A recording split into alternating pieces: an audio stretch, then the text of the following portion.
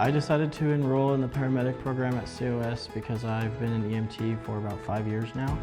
My favorite part about the program so far, I would say, is meeting the people. It takes a very particular person, so when you get together with people who are thrown into a similar challenge, you become really close. It's a really great experience. It's kind of more the wild, wild west of everything. It's on the fly thinking on your feet, and it's a challenging career, and just being there for that person. You show up on their worst day, and it's up to you to make that day better, help them in any way, shape, or form, not only medically, but emotionally as well.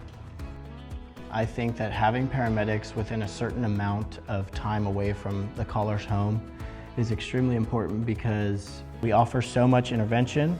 We can save a lot of lives in that small amount of time.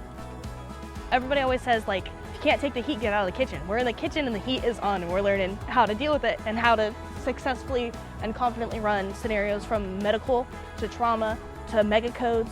So we try to make these scenarios as high fidelity as we can. We have a few mannequins that can actually breathe, respond to us.